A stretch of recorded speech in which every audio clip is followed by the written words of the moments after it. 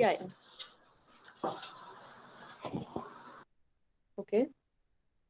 तो थेरेपेटिक योग उसको क्या डिफाइन किया गया है, उसको अप्लाई करते हैं जैसे कि योगिक पोस्चर्स है और बहुत सारे प्रॉब्लम्स या तो हेल्थ कंडीशंस में इसको योगिक तरीके से जो इसमें आसन है प्राणायाम है उसको इन्वॉल्व करके सारे प्रॉब्लम्स को सॉल्व किया जाता है या तो क्योर किया जाता है। जो योगिक प्रैक्टिसेस है वो मस्कुलर स्ट्रेंथ को बढ़ाती है और बॉडी फ्लेक्सिबिलिटी को भी बढ़ाती है और जो हमारे रेस्पिरेटरी और कार्डियोवैस्कुलर फंक्शन है उनको इम्प्रूव करती है और जो हमारे प्रॉब्लम्स है उनको रिड्यूस करती है जैसे कि स्ट्रेस, एंजाइटी, डिप्रेशन या तो जो क्रोनिक पेन है जो बहुत लंबे समय से पेन है बॉडी में उसको भी इम्प्रूव करती है और स्लीप पैटर्न्स को भी सुधारने में और ओवरऑल बोले तो ये क्वालिटी ऑफ लाइफ को इम्प्रूव करती है। राइट, ये जस्ट मैंने डेफिनेशन डाली है।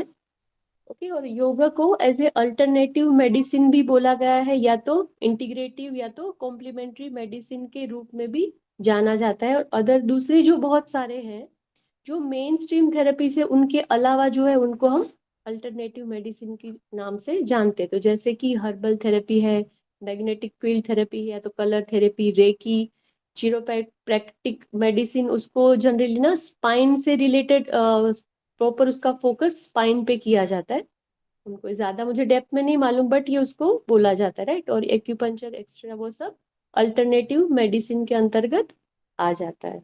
ओके, और अभी भी रिसर्च चालू ही है कि योगा को कैसे as a complementary therapy treatment में अलग अलग डिसीज में यूज किया जाए। राइट, अभी भी जो हमारे फील्ड से जो रिसर्च कर रहे हैं राइट ना वो इस पे ही कर रहे हैं कि योगा को और कैसे यूज फर्दर मतलब किया जाए और सभी सारे डिसीजेस में। राइट, तो इतना ही था, मैंने छोटा सा बनाया था और नेक्स्ट में सॉरी ये हम प्रीवियस ईयर क्वेश्चंस लास्ट में करेंगे जब मेरे और मैम के सब टॉपिक्स कवर हो जाएंगे। राइट, तो हम लास्ट में इसको कर लेंगे। राइट, तो जस्ट खाली डेफिनेशन ही थी। तो अभी आज का हमारा टॉपिक है वो है डाइजेस्टिव सिस्टम रिलेटेड जो प्रॉब्लम्स है उनको हम देखेंगे। वेट अ मिनट, मैं स्टार्ट करती हूँ।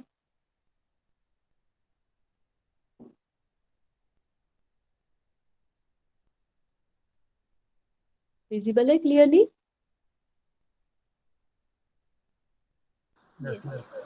या तो आज का हमारा है गैस्ट्रो इंटेस्टिनल डिसऑर्डर्स। गैस्ट्रो का मतलब है स्टमक और इंटेस्टिनल मतलब नाम से ही मालूम पड़ता है कि इंटेस्टाइन रिलेटेड मतलब स्टमक एंड इंटेस्टाइन रिलेटेड हमारे जो भी है डिसऑर्डर्स उसको जीआई ट्रैक्ट डिसऑर्डर्स या तो गैस्ट्रो इंटेस्टिनल डिसऑर्डर्स कहा जाता है।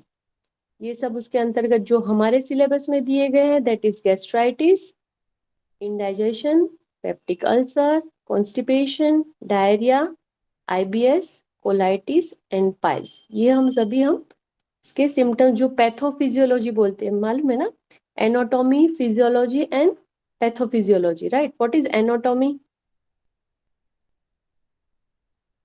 किसको हम एनाटॉमी बोलते हैं? मैम ने पढ़ा है ना एनाटॉमी फिजियोलॉजी, मीनाक्षी मैम ने। Anyone? Physical structure of the body. Yeah.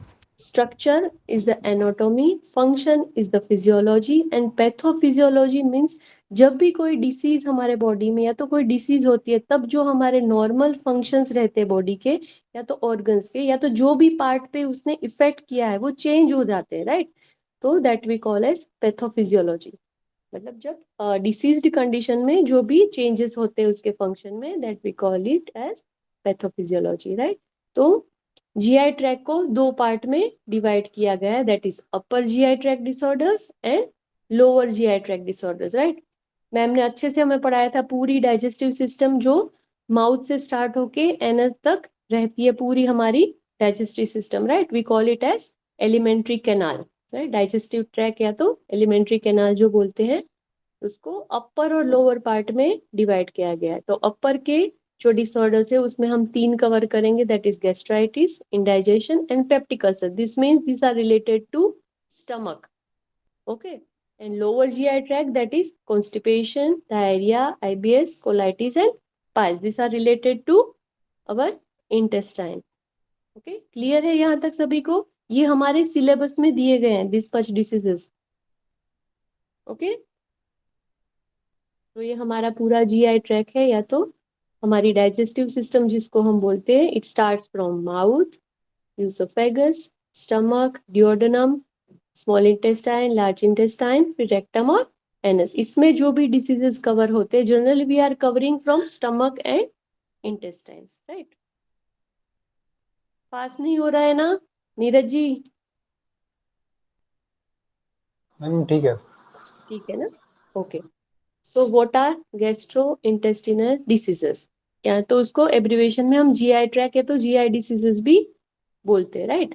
जो इन्वॉल्व करते हैं हमारे गैस्ट्रो इंटेस्टिनल ट्रैक को, नेमली जो यूसोफेगस, अभी जो मैंने पिक्चर बताया, राइट, यूसोफेगस से लेके एनस तक के जो पार्ट है, राइट, राजिस्ट्रेटाइन, रेक्टम, और जो ये हम सब नहीं देखने वाले, जो लीवर और गॉल ब्लैडर के रिलेटेड जो है वो हमारे सिलेबस में नहीं है, राइट।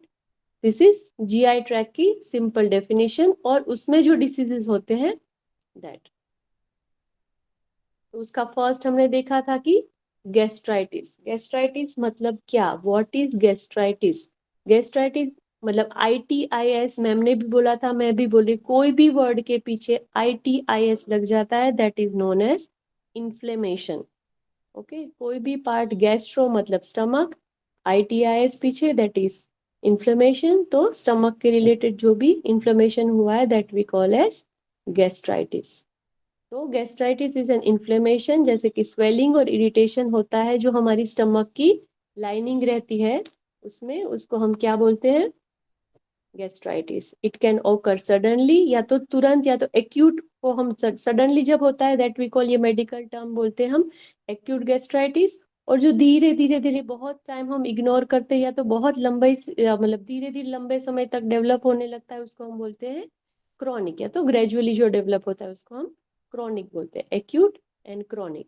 ओके, गैस्ट्राइटिस दो टाइप के होते हैं। ओके, एक मैम ने आपको पढ़ाया होगा, राइट, स्टमक के अंदर एक लाइनिंग रहती है, उसको क्या बोलते हैं? जो हमारा स्टमक है उसके अंदर एक लाइनिंग रहती है, वैसे व्रिंकल्स जैसी रहती है, याद है किसी को? म्यूकस लेयर की जो लाइनिंग रहती है। हाँ, बट उसको एक Because अलग the नाम, lining. सॉरी, व्रिंकल्स रहते हैं ऐसे क्रीज में। फोटो भी है, आपको दिखेगा, देखिए ये टाइप की दिख रही है, दिस टाइप ऑफ। और उसको बोलते हैं गैस्ट्रिक रगे। और एक सिम्टम है कि अगर कैंसर पेशेंट है तो उनमें से ये पूरी डिसअपियर हो जाएगी, that is the sign of abdominal cancer. ये पूरी रगे डिसअपियर हो जाती है, फ्लैट हो जाती है, स्मूथ एकदम, क्या बोलते हैं, फ्लैट रहता है, बिल्कुल नहीं रहती है लाइंस। ये तो खाली जस्ट आपको मैं एक्स्ट्रा बोल रही हूँ, बट ये wrinkles are very necessary for our healthy working of our stomach, right. उसको गैस्ट्रिक रगे बोलते हैं। तो उसको जब डिस्टर्ब होता है, उसका स्वेलिंग आ जाता है, उसको इरिटेशन होता है, then we call it gastritis. और क्या होता है गैस्ट्राइटिस में? Black and tarry stool. What is tarry stool? Tarry stool मतलब एक गहरे रंग का मल, जो कि कभी हम आयरन के पिल्स रहते हैं, राइट, या तो समटाइम्स कभी अल्सर के वजह से ब्लीडिंग होता है हमारे स्टमक में, तो हमारा स्टूल जब पास होता है उसको एक कलर आ जाता है, दैट डार्क कलर आ जाता है, राइट। तो कभी टेस्ट करवाने से मालूम पड़ता है कि yes there is a bleeding, जो स्टमक में है अल्सर उसमें ब्लीडिंग हो रहा है। ओके, और कभी भी कोई भी अपर जीआई ट्रैक में ब्लीडिंग होता है तो टेरी स्टूल पाए जाते हैं। This is the sign of, मतलब कुछ तो डिसीज है या तो कुछ तो प्रॉब्लम है। ओके, जैसे कि गैस्ट्रिक कैंसर्स वगैरह में भी ये टेरी स्टूल पाया जाता है, राइट। कैंसर वगैरह रहता है तो भी ये पाया जाता है, dark colour stool. Okay, blotting, ऐसे लगता है कि पेट भरा भरा है, नोशिया, वॉमिटिंग। नोशिया को क्या बोलते हैं हिंदी में, मतलब मुझे नहीं मालूम वो प्रॉपर वर्ड, ऐसे इच्छा Nausea. नहीं, जी घबराना. या दैट टाइप ऑफ फीलिंग होती है जब आपके स्टमक में इन्फ्लेमेशन होता है। ऐसे लगता है कि एक्स्ट्रा फुल ड्यूरिंग और आफ्टर अ मील, ऐसे पेट भरा भरा रहता है, भूख नहीं लगती है, पेट में अल्सर्स भी हो जाते हैं, right.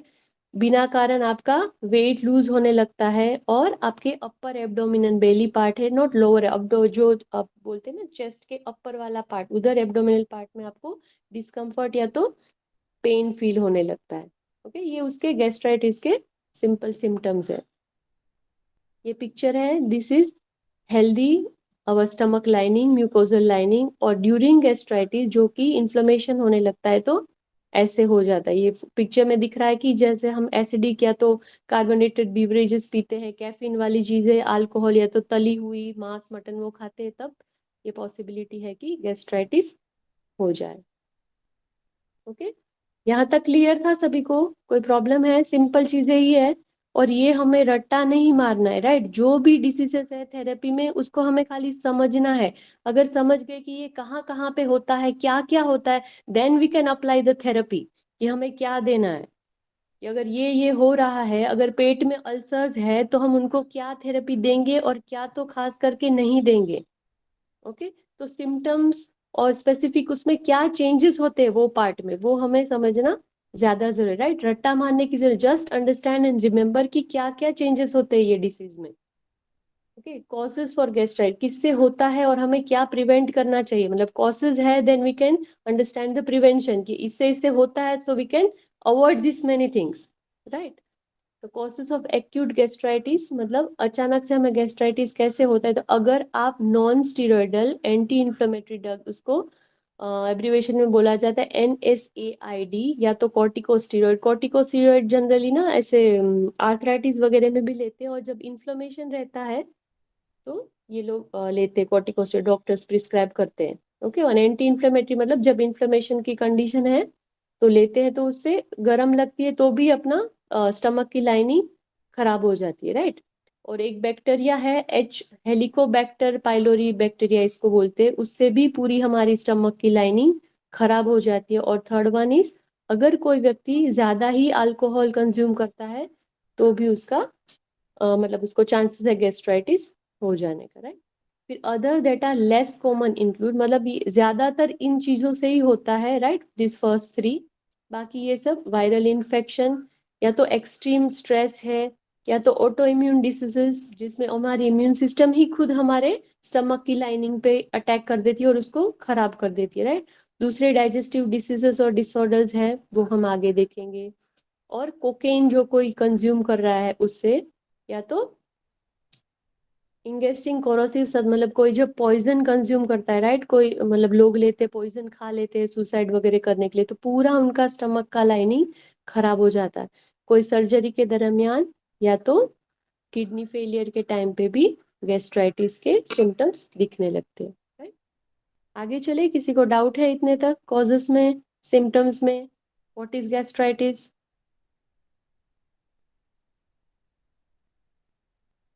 Hello? No, no ma'am. Ma'am. No, okay, ma'am. Okay, okay. Second one is indigestion.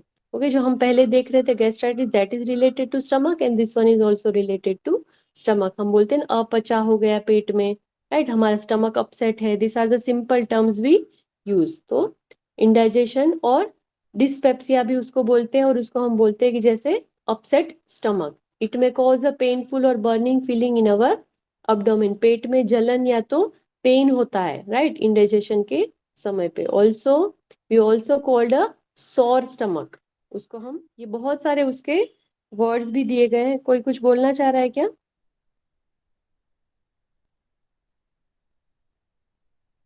Hello? इसका No, ma'am. Proper Hindi word क्या है? इंडाइजेशन को क्या बोलते हैं हिंदी में? अजीर्ण। ओके, अजीर्ण। Okay, okay, thank you. indigestion is sometimes confused with heartburn. What is heartburn? मतलब ऐसे एसिडिक रिफ्लक्स होता है और हमारे चेस्ट में बर्निंग होता है, but this is related to our stomach. तो कभी कभी इंडाइजेशन को हार्टबर्न से भी समझा जाता है कि अरे अरे मुझे ये हो रहा है, राइट? कंफ्यूजन होता है, हार्टबर्न है कि इंडाइजेशन है, समझ में नहीं आता है, right? Heartburn is a separate condition that affects your upper chest, मतलब चेस्ट के पार्ट पे हमें जलन होने लगती है। Okay, what are the symptoms of indigestion? अभी हमने देखा कि इंडाइजेशन क्या है, then what are the symptoms, क्या क्या होता है ड्यूरिंग इंडाइजेशन। एक तो बर्निंग होता है हमारे स्टमक में, और अपर एब्डोमिनल पार्ट में स्टमक में दर्द होता है, ब्लॉटिंग या तो फुल फीलिंग होती है जैसे कि पेट भरा भरा है, डकार आने लगती है, गैस हो जाता है पेट में, नोशिया एंड वॉमिटिंग होती है, एसिडिक टेस्ट जैसे खट्टा, ऐसे लगता है कि मुंह में कुछ खट्टा खट्टा वापस रिफ्लेक्ट हो रहा है, पेट में ऐसे गुड़ गुड़ की आवाज आती है, ग्रोवलिंग स्टमक। और एंड दिस सिम्टम में increase in the time of stress, जब स्ट्रेस रहते हैं तब ये इंडाइजेशन के सिम्टम्स ज्यादा ही दिखने लगते हैं। राइट, आगे चले हम, किसी को कोई प्रॉब्लम नहीं है ना, सिंपल थिंग से थोड़े बहुत सिम्टम्स सबके मैचिंग ही रहेंगे कि या तो हमें गैस्ट्राइटिस है या तो इंडाइजेशन है, थोड़े बहुत उनके सिमिलर ही रहेंगे। Right, okay causes ma'am. मतलब या कॉजेस क्या होते हैं, मतलब किससे हमें इंडाइजेशन, जैसे हमने गैस्ट्राइटिस का देखा वैसे इंडाइजेशन का कि किससे होते हैं। Right, eating certain food such as those that are spicy, fatty and those with lots of acid and fibre, ऐसी जब चीजें हम खाते हैं जो ज्यादा ही तली हुई रहती है, फैट है उसमें और ज्यादा एसिडिक है, फाइबर्स बहुत, जिसको डाइजेशन करने में हमारे स्टमक को बहुत तकलीफ होती है। Right, then we call it, ये उसके उससे भी हमें इंडाइजेशन होता है। ये सारे सिंपल डिसीजेज है जो हमने डे टू डे लाइफ में या तो खुद ने कभी एक्सपेक्ट किया, या तो हमारे घर में या तो रिलेटिव्स नेबर किसी से तो मुंह से सुना होगा। राइट, ये बहुत ही सिंपल और कॉमन चीजें हैं। Eating too late in the day, जब हम देर से खाना खाते, टाइम चला जाता है हमारे प्रॉपर मील्स का। ड्रिंकिंग अल्कोहल और टू मच कैफीन, जब कैफीन और अल्कोहल वाली चीजें हम ज्यादा लेते हैं। सर्टेन मेडिसिन की वजह से भी इंडाइजेशन होता है, स्मोकिंग की वजह से, और जब हमारी स्लीप डिस्टर्ब हो जाती है तब भी हमें इंडाइजेशन की प्रॉब्लम होती है। राइट, ये कॉजेस है उसके। Third one is peptic ulcer, मतलब जो हमारे स्टमक में अल्सर्स होते हैं, that we call as peptic ulcer. Right, यहाँ तक अभी हमने दो डिसीजेस देखे। राइट, कौन से देखे, फर्स्ट वन वाज गैस्ट्राइटिस। या गैस्ट्राइटिस, मतलब सिंपल एक लाइन में बोले what inflammation. Is gastritis, it is the inflammation of lining of stomach. Yes, stomach. Very good. और सेकंड वन हमने देखा, इंडाइजेशन। या दैट इज अपच और अजीर्ण जो बोलते हैं, जब प्रॉपर डाइजेशन नहीं होता है तब हम फील करते हैं, जो that is indigestion. Third one is peptic ulcer, this is also related to stomach part. So what is peptic ulcers? Peptic ulcers are the open sores that develop in the inside lining of your stomach and the upper portion of your small intestine. तो सबसे पहला वाला part small intestine का कौन सा है, stomach के बाद जो आता है जब स्मॉल इंटेस्टाइन स्टार्ट होती है, what we call it as Duodenum. Duodenum.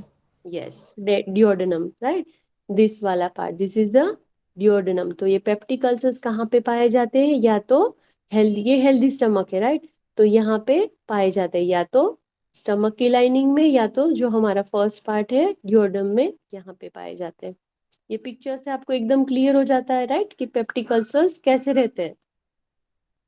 Okay, और उसके सिम्टम्स क्या है, सेम वैसे ही रहते हैं जैसे कि बर्निंग और stomach pain, feeling of fullness, bloating and belching, डकार आती है, गैस हो जाता है, ऐसे पेट भरा भरा लगता है, फैटी फूड से हम खाना नहीं मतलब पचा सकते हैं तो सहन नहीं होता है, intolerance to fatty food, heartburn होता है, नोशिया होता है। राइट, ये सब उसके पेप्टिक अल्सर्स के सिम्टम है। क्लियर है ये पिक्चर से कि पेप्टिक अल्सर्स कहाँ पे पाए जाते हैं, that is in stomach and upper part of intestine, that is duodenum. Okay, अब इसके कॉसेस क्या है, ये this is the third disease, हमने सबके पहले से देखे कॉसेस क्या है, सिम्टम्स क्या है। राइट, सभी के हम देखते जा रहे हैं डेफिनेशन, कॉसेस एंड सिम्टम। तो इसके कॉसेस क्या है, पेप्टिक अल्सर किससे होता है, Helicobacter pylori, that is H pylori, जो हमने गैस्ट्राइटिस में भी देखा था। राइट, ये एक टाइप का बैक्टीरिया है जो स्टमक के लाइनिंग को इन्फेक्ट करता है, इन्फ्लेमेशन कर देता है, या तो इन्फेक्शन हो जाता है स्टमक की लाइनिंग इसकी वजह से, दिस बैक्टीरिया। ओके, या तो कोई व्यक्ति एस्प्रिन, एस्प्रिन हम लेते हैं जब भी कभी कोई इन्फ्लेमेशन बॉडी में, या तो दर्द रहता है, बुखार आता है, तो डॉक्टर्स कभी कभी ये एस्प्रिन की गोली प्रिस्क्राइब करते हैं। आइबुप्रोफेन, मतलब आइबु जैसे, या तो जो ड्रग्स है वो भी पेन रिलीफ के टाइम पे ही, मतलब जब आपको कोई हेडेक है, डेंटल पेन है, मेंस्ट्रुअल क्रैम्प्स है, या तो आर्थराइटिस में भी आइबुजेसिक या तो आइबुप्रोफेन प्रिस्क्राइब किया जाता है, this all are painkiller. Right, जब भी फीवर है, पेन है, तब ये सब हम यूज करते हैं। ये ड्रग से भी हमारे पेट में जब लंबे समय तक हमें ये प्रिस्क्राइब किया जाता है या तो यूज करते हैं एंटी इन्फ्लेमेटरी ड्रग कोई भी, तो हमारे पेट में अल्सर्स हो जाते हैं। इसलिए तो मतलब अगर डॉक्टर प्रिस्क्राइब भी करे तो भी हमें ध्यान से, या बहुत जरूरी है तो भी तभी हमें एंटी इन्फ्लेमेटरी ड्रग्स या तो पेन किलर्स लेने चाहिए, क्योंकि बहुत लंबे समय के बाद ये हमारे पूरे लाइनिंग को खराब कर देते, राइट, अल्सर्स हो जाते हैं। एक तो स्मोकिंग से भी, फिर ड्रिंकिंग टू मच अल्कोहल, या तो रेडिएशन थेरेपी। कभी कभी रेडिएशन थेरेपी दी जाती है बहुत सारे डिसीजेज में, जैसे कि देखिए स्टमक कैंसर है तो भी होता है, अगर कैंसर है दूसरे टाइप का तो भी रेडिएशन थेरेपी प्रिस्क्राइब की जाती है, तब भी हमारे स्टमक में, क्योंकि वो बहुत ऐसे मतलब सुना है कि वो बहुत गर्म लगता है, थेरेपी के बाद हमें ऐसे गर्मी गर्मी पेट में या तो पूरे बॉडी में फील होती है, ऐसे जनरली पेशेंट से सुना गया है। तो रेडिएशन थेरेपी के बाद भी पेप्टिक अल्सर्स हो जाते हैं, राइट। यहाँ तक सभी को क्लियर है? 3 डिसीजेस अभी तक हमने कवर किए, दैट ऑल वे रिलेटेड टू स्टमक। क्लियर है सभी को? Yes, ma'am. ओके। नोरा जी, आप एकदम शॉर्ट में बता देंगे क्या तीनों डिसीज? वापस रिवाइज कर लेते, मतलब क्योंकि टाइम भी हमारे पास कम है, रिवीजन का टाइम नहीं मिलेगा, at a time we will just revise and go further. Nora ji.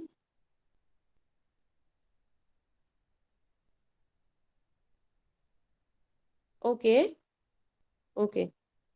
Manisha ma'am, आप कर देंगे तीनों disease revise, just simple thing, मतलब सिंपल वे में? हाँ बिल्कुल। या सबसे पहला जो हमने पढ़ा है वो गैस्ट्राइटिस है। इसमें दो यस आपने बताया है, एक्यूट और एक क्रोनिक। यस सिम्टम्स में आपने स्टूल्स के बारे में बताया है, blotting, nausea, vomiting, yes feeling extra full during loss of appetite yes है। और कॉजेज में आपने वही मेडिकेशंस और इन सब के बारे में बताया कि ये सब इसके कॉजेज है यस सकते हैं।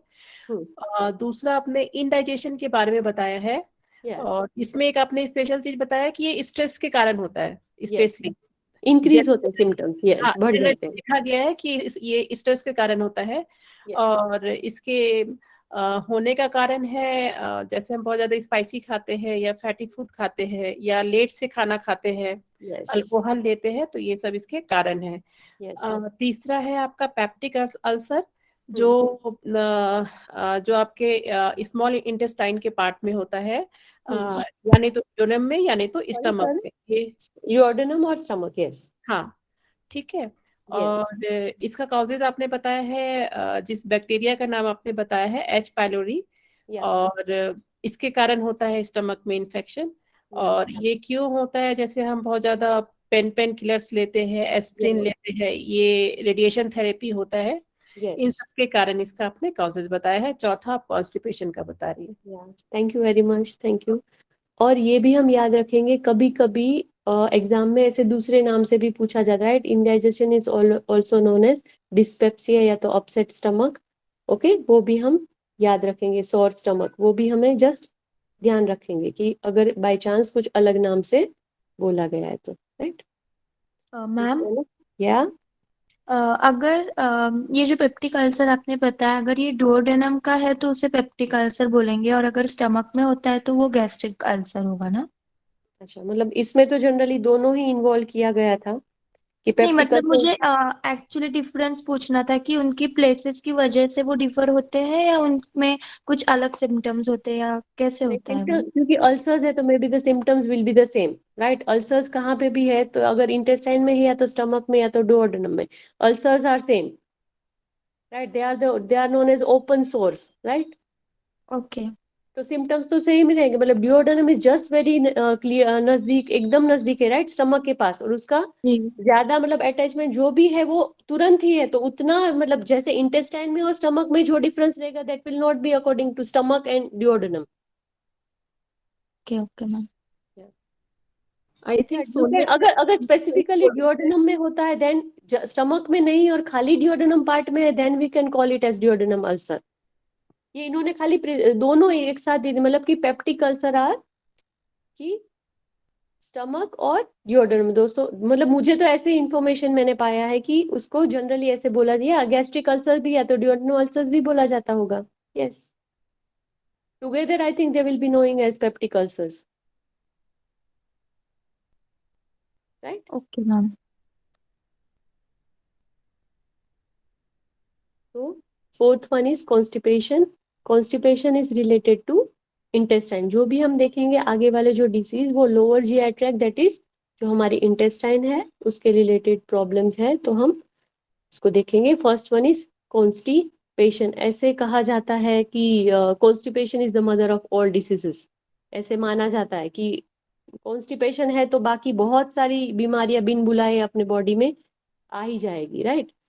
तो कॉन्स्टिपेशन को हम कैसे डिस्क्राइब करेंगे? When a person passes less than 3 bowel movements a week, एक हफ्ते में लेस देन 3 बॉल मूवमेंट, जो रेगुलर वॉशरूम मतलब यूज करते टॉयलेट्स, वो नहीं होता है या तो डिफिकल्ट बॉल मूवमेंट्स है, then we call it as constipation.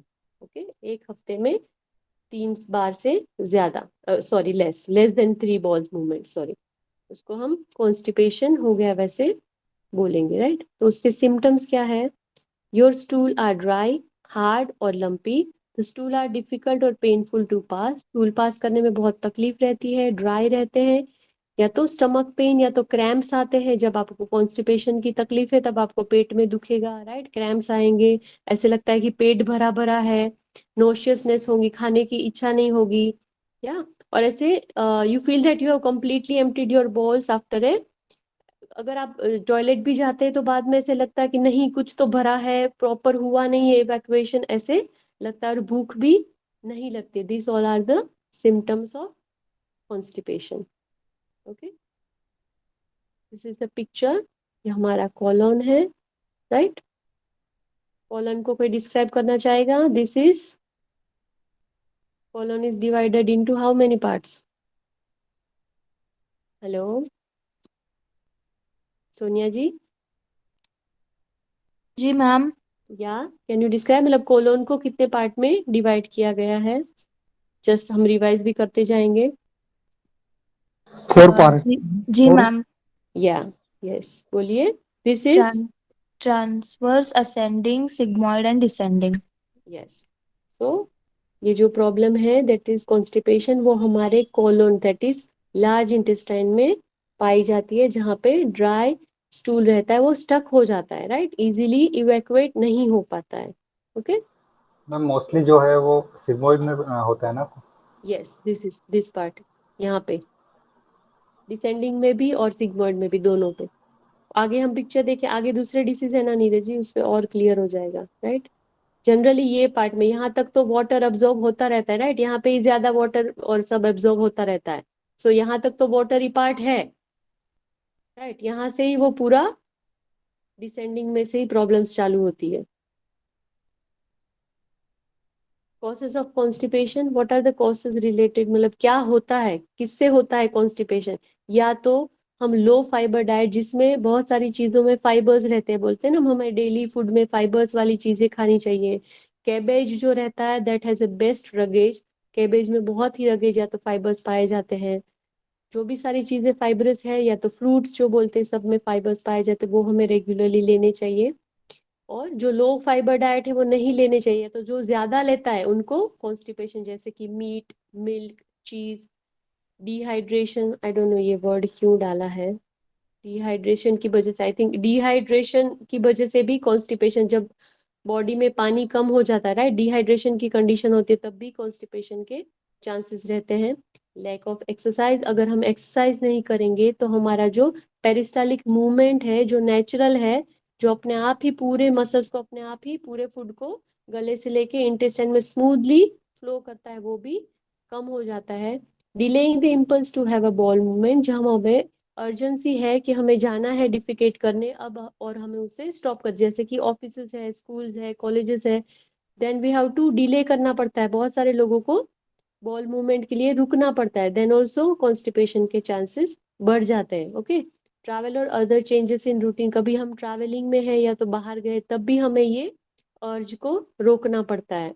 Okay, और जो कभी कभी हम मेडिकेशंस भी लेते हैं, बहुत सारी रहती है जो हाई कैल्शियम एंटासिड उसमें से है, जिसमें कैल्शियम एंटासिड रहते हैं, उसमें जनरली कैल्शियम ज्यादा रहता है, वो लंबे समय तक यूज करते हैं। या तो पेन मेडिकेशंस है, जैसे सॉरी, जो पेनफुल कंडीशंस में लिए जाते हैं, तब भी हमें कॉन्स्टिपेशन की वो ड्राई कर देते, राइट। जनरली बोलते हैं कि जब आप दवाई लो तो बहुत ज्यादा पानी पियो, राइट, कि जो भी है आपका अच्छे से क्लियर होना चाहिए, उसका टॉक्सिन्स जो भी रिलीज होते हैं। मतलब एलोपैथी मेडिसिन है, उसमें पॉजिटिव से ज्यादा नेगेटिव चीजें ज्यादा होती है, बेनिफिट से ज्यादा उसके साइड इफेक्ट ज्यादा होते हैं। तो ऐसे माना जाता है कि आप बहुत सारा फ्लूइड लो या तो पानी लो, जब भी आए अंडर कोई मेडिकेशंस में हो तब ज्यादा पानी पीना चाहिए, राइट। और प्रेगनेंसी में तो ये प्रॉब्लम होती है, क्योंकि फर्स्ट अपना यूरिनरी ब्लैडर रहता है, बीच में यूट्रस और फिर कोलोन रहता है। तो जब ये प्रेगनेंसी के टाइम में पेट बढ़ने लगता है, राइट, फीटस डेवलप होता है, तो प्रेशर आने लगता है अपने कोलोन पे, इसलिए हमें यूरिनेशन के लिए ज्यादा फ्रीक्वेंटली जाना पड़ता है। और ये कॉन्स्टिपेशन की, क्योंकि मेडिकेशंस भी लेते हैं और ये स्ट्रक्चरल चेंज के हिसाब से भी कभी कभी कॉन्स्टिपेशन होने लगता है, राइट। कॉन्स्टिपेशन क्लियर है सभी को? जी मैम। कभी थेरेपी भी पूछी जाती है, राइट, क्वेश्चन में कि कॉन्स्टिपेशन के रिलेटेड कौन से आसन किए जाने। तो जनरली हमारा फोकस कहाँ पे होना चाहिए? That is on colon part, जो लोअर एब्डोमिनल पार्ट है, उस पे जब प्रेशर आता है उसके ऊपर। और जो हेल्दी लाइफस्टाइल है, ऑब्वियसली वो तो होगी ही, कि हमें अच्छे से खाना चाहिए, रूटीन मेंटेन करना चाहिए, एक्सरसाइज डेली करनी चाहिए, वो भी सब आ जाएगा उसमें। Okay, next is diarrhoea. What is diarrhoea? Diarrhoea को जुलाब क्या बोलते हैं हिंदी में, एग्जैक्ट वर्ड? दस्त लगना। Dust. Okay. Okay. This is diarrhea. Diarrhea is the frequent passing of loose, watery and unformed feces. जब स्टूल रहता है वो लूज और वाटरी रहता है, then we call it as, मतलब पूरा पचन नहीं हो पाता है, एब्जॉर्ब नहीं होता है पूरा, जो हमारे कॉलोन पार्ट में वाटर एब्जॉर्ब होता है, राइट, तो वो नहीं हो पाता है, तब हम बोलेंगे कि डायरिया। और उसके भी बहुत सारे रीजंस है कि क्यों लूज और वाटर स्टूल है, राइट। एक्यूट डायरिया कब होता है? Is the sudden onset of 3 और मोर लूज स्टूल्स, पर जब ज्यादा 3 बार से ज्यादा जब पर डे जाते हैं, उसको हम एक्यूट डायरिया बोलते हैं। और ये कितने दिन तक चलता है? Less than 14 days, it is known as acute. Acute मतलब अचानक से होता है, राइट, तुरंत ही। तो कब? जब 3 बार से ज्यादा जाते हैं पर डे, और चलता है कितने दिन? 14 दिन से कम। The most common cause of acute diarrhea is an infection of the intestine such as, जो हमने देखा, गैस्ट्रोएंट्राइटिस और फूड पॉइजनिंग। गैस्ट्रोएंट्राइटिस को क्या बोलते हैं? फूड पॉइजनिंग भी बोलते हैं, जो कि हमारे इंटेस्टाइन में हो जाता है, तब ये डायरिया की कंडीशन हम देख पाते हैं, राइट।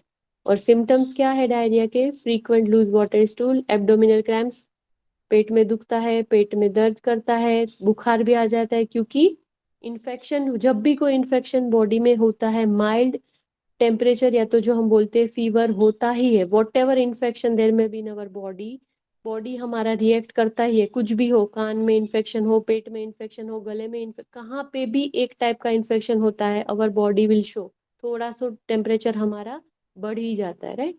ब्लीडिंग भी होने लगता है, ओके, जो इंटेस्टाइन में।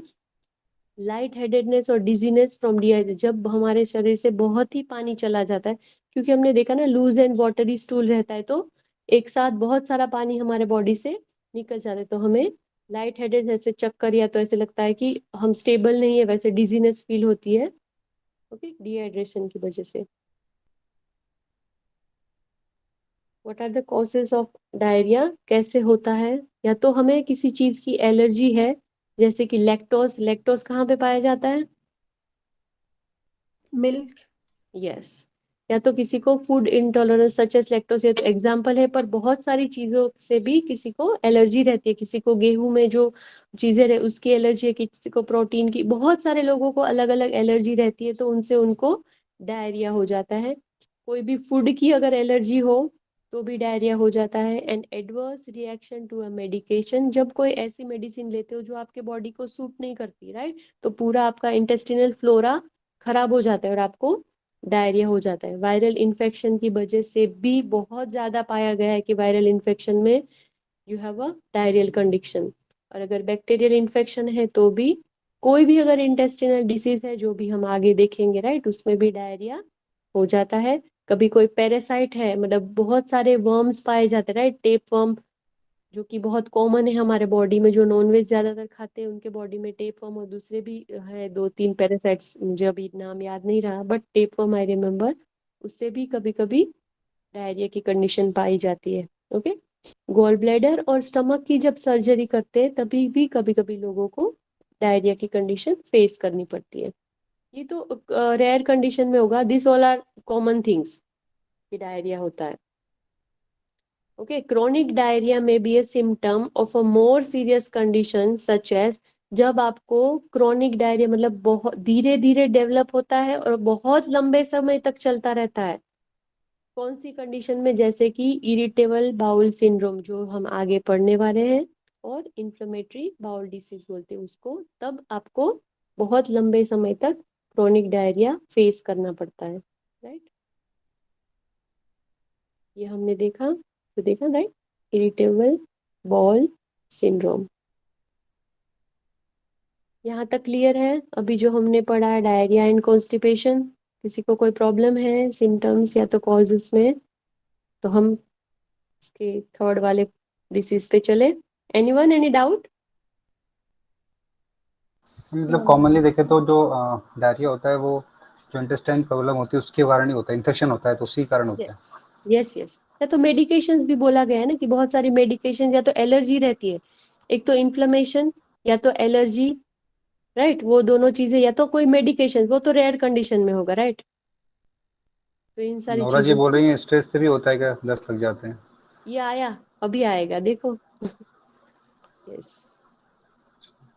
मैम मेरा एक क्वेश्चन था, क्या can I ask one question? या श्योर। मैम एक्चुअली ये जो डायरिया है, इसको वात पित्त कब में कैसे लेंगे? आई मीन कैसे इसको समझ पाएंगे? इससे पित्त बढ़ा हुआ समझ सकते हैं क्या?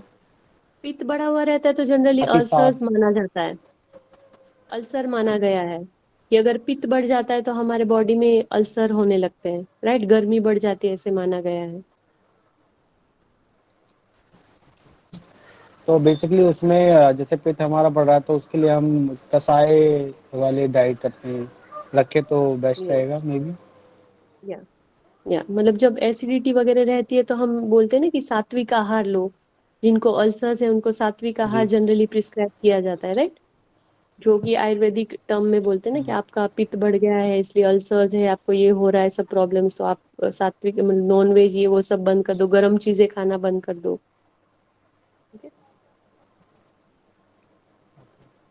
जी। और ये डायरिया इज अ टेम्पररी, मतलब जनरली रहती नहीं, बट एसिडिटी ऐसी चीज है कि आपको स्ट्रेस है तो बढ़ जाएगी, और कभी कभी किसी लोगों को उनकी आदत ही रहती है वो टाइप के ही फूड खाते रहते, तो उनको बहुत समय मतलब देखा जाता है कि मेरी, अरे भाई मेरी तो बहुत पित्त प्रकृति है, मुझे तो बहुत एसिडिटी होती है, ये मुझे नहीं सूट करता, मैं ये खाती हूँ तो मुझे ऐसे होने लगता है, right.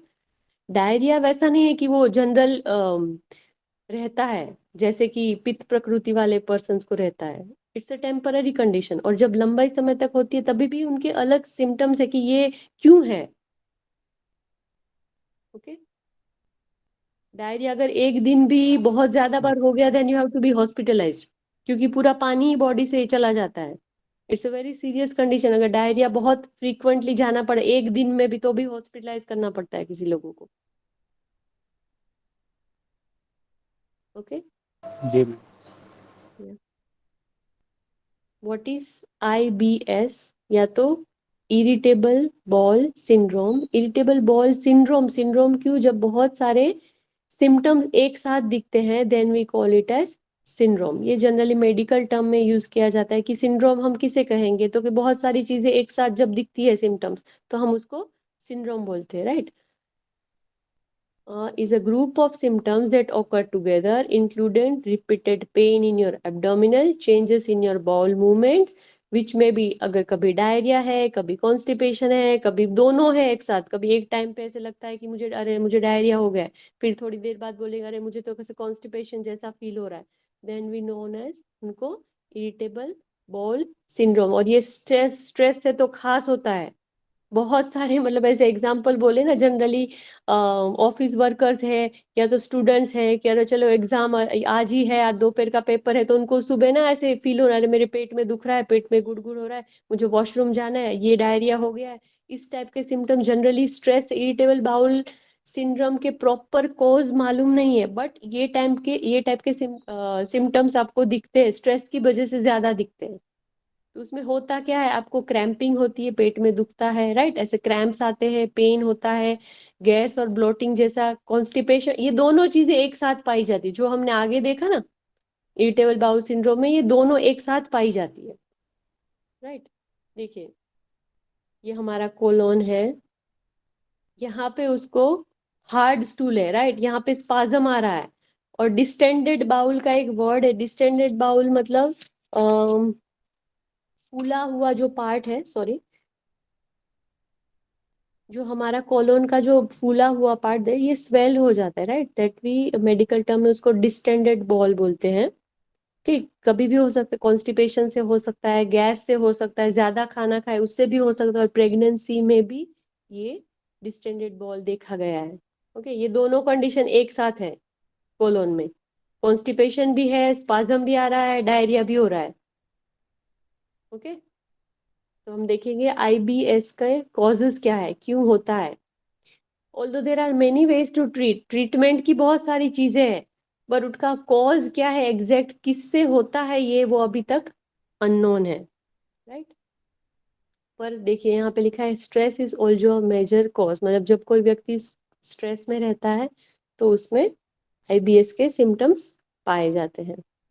Possibility causes include an overall sensitive colon और इम्यूनिटी, या तो आपका कोलोन बहुत ही सेंसिटिव है, उसमें कोई चीज, या तो आपको ऐसे सेंसिटिविटी बोलते हैं ना, सेंसिटिविटी को हिंदी में क्या बोलते हैं, बहुत ही सेंसिटिविटी, ये बहुत ही क्या बोलते हैं वो प्रॉपर वर्ड, किसी को मालूम? संवेदनशील है ना, हाँ, यस, संवेदनशील। Yes yes. जैसे मेरा पेट तो, मुझे मेरे में ये बाहर का नहीं खाओ, मेरा बहुत पेट सेंसिटिव है, मुझे ये तुरंत ऐसे हो जाता है, पेट में दुखने, ये तो डायरिया हो जाता है, ऐसे सुना होगा बहुत सारे लोगों को, राइट। तो जब आपका कोलोन बहुत सेंसिटिव, तुरंत ही कोई चीज को रिएक्ट करता है, या तो आपकी इम्यून सिस्टम की वजह से।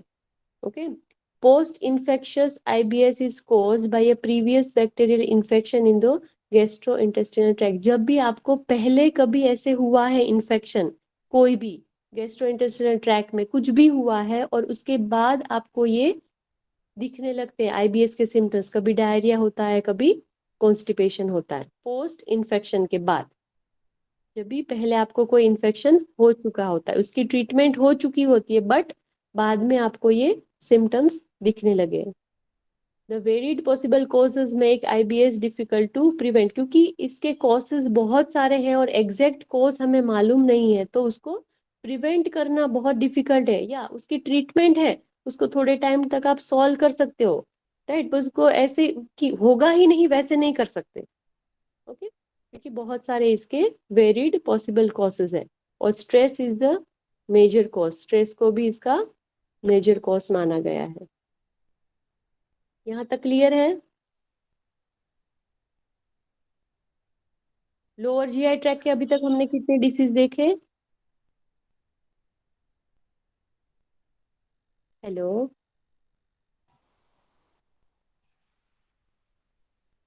हेलो, 3। 5, 6 मैम, 6। यस, यहाँ से स्टार्ट किया था हमने, पहले 3 हमने स्टमक के रिलेटेड देखे, फिर हमने इंटेस्टाइन या तो कोलोन के रिलेटेड स्टार्ट किया, कॉन्स्टिपेशन, फिर डायरिया, फिर इरिटेबल बाउल सिंड्रोम, जिसमें आगे वाले दोनों डिसीज दोनों के सिम्टम्स पाए जाते हैं, that why we call it as syndrome. और फोर्थ वन इज कोलाइटिस। तो यहाँ पे ITIS है, दैट मीन्स इट्स इन्फ्लेमेशन, कहाँ पे, कोलोन में।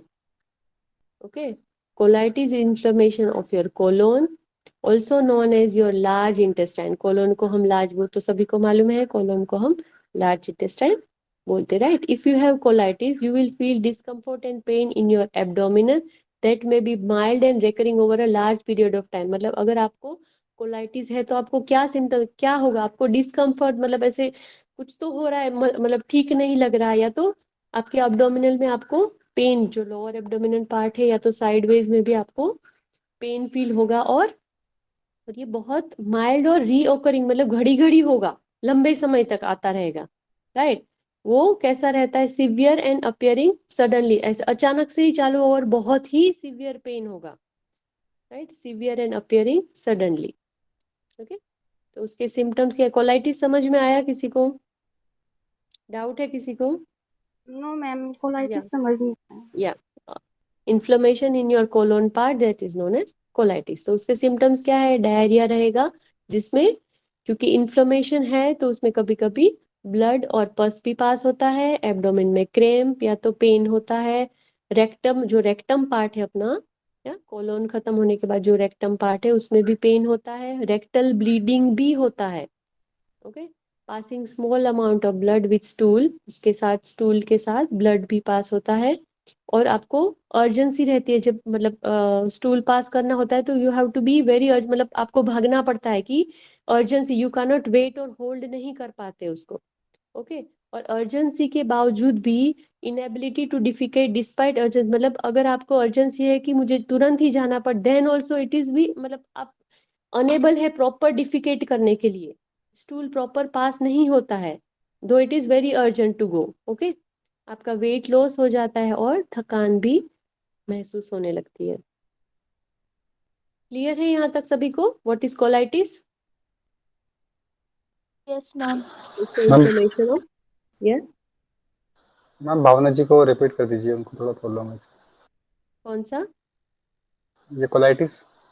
ओके, मतलब colitis it's a disease related to colon, और आईटीआईएस मतलब उसमें जब इन्फ्लेमेशन हो गया है तब उसको हम कोलाइटिस रेफर करते हैं, और उसमें सिवियर और सडन पेन होने लगता है, डिस्कम्फर्ट होने लगता है आपके एब्डोमिनल पार्ट में, और जनरली डायरिया होता है, उसके साथ ब्लड भी पास होता है, एब्डोमिन में क्रैम्प्स आते हैं, दर्द भी होता है, और रेक्टम पार्ट है जो अपना, जो लास्ट एनस के ऊपर वाला रेक्टम पार्ट, वहां पे भी पेन होने लगता है, और रेक्टम पार्ट में कभी कभी ब्लीडिंग भी स्टार्ट हो जाती है, और वो हमारे स्टूल के साथ ब्लड भी पास होने लगता है, और अर्जेंसी रहते, यू हैव टू, मतलब क्या बोलते हैं हिंदी में, कि भागना पड़ता है, मुझे टॉयलेट अभी यूज करना पड़ेगा, बट जब भागते हैं टॉयलेट जाते हैं तो भी प्रॉपर इवैक्यूएट नहीं कर पाते हो आप स्टूल को, राइट। ये इसके सिम्टम्स है, और आपका वेट लूज होने लगता है और थकान भी होने लगती है। ये सब सिम्टम्स है कि कैसे डिटरमाइन करेंगे कि हमें कोलाइटिस है, तो ये उसके सब सिम्टम्स है। ओके, आगे चले। Yes ma'am. दिस इज अल्सरेट, देखिए ये हमारा कोलोन है, और यहाँ पे अल्सर्स है। कोलाइटिस में भी बहुत टाइप है, एक तो infectious colitis, ulcerative colitis, ischaemic colitis, radiation colitis. Colitis एक ही नहीं है, बहुत सारे टाइप्स के कोलाइटिस है। ओके, ये जनरली यहाँ पे हमारे सिलेबस में जनरली कोलाइटिस ही दिया गया है, बट उसमें बहुत सारे हैं टाइप्स ऑफ कोलाइटिस। तो ये एक है अल्सरेटिव कोलाइटिस, जब हमारे कोलोन में अल्सर्स हो जाते हैं, right, we call it as ulcerative colitis. आपको पिक्चर से दिख रहा होगा, राइट, ये मुंह में कैसे छाले पड़ते हैं उस टाइप के। मुंह में तो हम देख सकते हैं कि चलो ये मेरे माउथ में अल्सर्स है, we can see, but same उस टाइप के हमारे कोलोन में भी छाले हो जाते हैं या तो अल्सर्स हो जाते हैं, then we call it as ulcerative colitis. ये उसके कॉजेज है कि कोलाइटिस, मैंने बोला ना बहुत टाइप के कोलाइटिस है, बट यहाँ पे हम जनरल, क्योंकि हम मेडिकल लेवल तक हम नहीं जाना है, जनरल भी हम ऊपर से कि कोलाइटिस क्या है तो हम उसमें क्या क्या ट्रीटमेंट दे सकते हैं, कि अगर किसी को कोलाइटिस है, पेट में अल्सर्स है, तो उसको हम अग्निसार क्रिया देंगे क्या? नहीं नहीं मैम। नहीं देंगे। नहीं मैम, नहीं क्यों नहीं नहीं देगी, देंगे? ऑलरेडी जलन है ना। तो ये हमें सीखना है, मतलब क्यों हम पढ़ रहे हैं डिसीज और उसके सिम्टम और कॉजेस, हम क्यों पढ़ रहे हैं, हमें यही नहीं पूछा जाएगा कि कोलाइटिस में क्या क्या क्या, हमें खाली थेरेपी पूछी जाएगी। अगर किसी को कोलाइटिस है तो उनके लिए सबसे उपयुक्त क्या बोलते हैं शुद्धि क्रिया कौन सी है, ये देनी चाहिए, ये नहीं देनी चाहिए, ऐसे ही क्वेश्चन आएंगे जो अब हम क्वेश्चन सॉल्व करेंगे ना, तो ये नहीं पूछे उसके सिम्टम क्या है, कॉजेज क्या है, बट ये डिसीज में हमें क्या करना है क्या नहीं करना है, उस टाइप के क्वेश्चंस पूछे। तो उसके लिए हमें एनाटॉमी फिजियोलॉजी तो पढ़नी पड़ेगी ना, कि क्या है क्या नहीं। और पैथोफिजियोलॉजी मतलब इसलिए कि इसमें क्या चेंजेस हो गया है। जनरल अगर हमें कुछ नहीं है तो हम सब कर सकते, but if you are prone to disease, मतलब आपको ये हो गया है, कोलाइटिस है, तो आप क्या नहीं कर सकते हैं, वो हमें खास देखना है, राइट। इसलिए हम ये सब पढ़ रहे हैं। इसको रट्टा मारने की या कुछ भी करने की नहीं, जस्ट आप समझो। और थेरेपी क्या अप्लाई करनी है वो हम बाद में देखेंगे, राइट।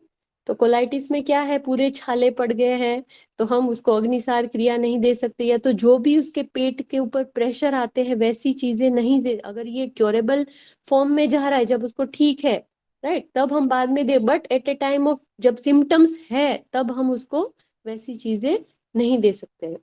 तो हम ये शीतली प्राणायाम दे सकते हैं क्या कोलाइटिस के पेशेंट को?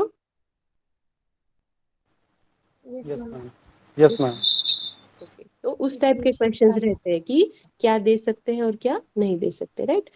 तो कॉजेस ऑफ कोलाइटिस क्या है, कोलाइटिस में क्या उससे होता है, राइट। कॉजेस मीन्स कैसे होता है कोलाइट। एक तो infection, for example cause by bacteria, हमने हेलिकोबैक्टर वो एच पाइलोरी बैक्टीरिया देखा, तो ये कोलाइटिस का एक दूसरा बैक्टीरिया है। सी डिफिसाइल बैक्टीरिया, फिर बहुत सारे वायरसेस भी है, बहुत सारे पेरासाइट्स भी हमारे बॉडी के अंदर रहते हैं, उनसे भी कोलाइटिस होता है। दूसरा इन्फ्लेमेटरी बाउल डिसीज, जैसे कि क्रॉन्स डिसीज, ये भी एक डिसीज है। उसका मतलब कैसे होता है ये मालूम, आप नेट पे सर्च करना हो तो कर लीजिए। ये क्रॉन्स डिसीज है, वो कैसे होता है वो मालूम नहीं है, बट इस टाइप के सिम्टम्स इसमें दिखते हैं। एंड अल्सरेटिव कोलाइटिस, मैंने बोला था ना कि infectious colitis, ulcerative colitis, ischaemic colitis. Ischaemic मतलब जब वो पार्ट पे कभी कभी ब्लड सप्लाई नहीं पहुंचता है, this one. Ischaemic colitis is caused by decrease blood supply. कभी कभी ये शायद हार्ट सर्कुलेटरी सिस्टम में मैम ने यस मैम, पढ़ाया था क्या? वो हार्ट में पड़ा था। Yes, okay. तो जब थोड़े एकदम शॉर्ट पीरियड के लिए जब उधर ब्लड सप्लाई बंद हो जाता है, we call it as, specially ये वर्ड तब यूज किया जाता है। तो यहाँ पे भी है, और एलर्जिक रिएक्शंस की वजह से भी हमें कोलाइटिस होता है। Okay, next one is piles. तो अभी तक हमने कितने कवर किए कोलोन के रिलेटेड, या तो लोअर जीआई ट्रैक के diseases? First one was constipation, yes, diarrhoea, yes, IBS, yes, colitis and piles. Now we are going to learn piles. What is piles? Piles क्या है? ओके, होमेरॉइड्स, मतलब उसको ऐसे प्रोनाउंस जैसे ऐसे लिखा गया है कि होमेरॉइड्स कैसे प्रोनाउंस करते हैं, ऑल्सो नोन एज पाइल्स। क्या है वो? Are swollen veins in your anus and lower rectum similar to varicose veins। Varicose veins आपने देखी होगी, बहुत सारी लेडीज को ज्यादातर पाई जाती है, जो अपने काफ मसल्स रहते हैं, या तो बैक पार्ट रहता है, राइट, लेग का थाई पार्ट में भी रहती है, बैक ऑफ थाई, और काफ मसल्स में भी वेरिकोज वेन्स पाई जाती है। उस टाइप की स्वॉलन वेन्स रहती है, बट कहाँ पे? अपने एनल रीजन में, दैट आर नोन एज, उनको जस्ट एग्जाम्पल दिया गया है कि वेरिकोज वेन्स की तरह वो दिखती है, दैट आर स्वॉलन वेन्स। कहाँ पे? एनल पार्ट या तो लोअर रेक्टम में।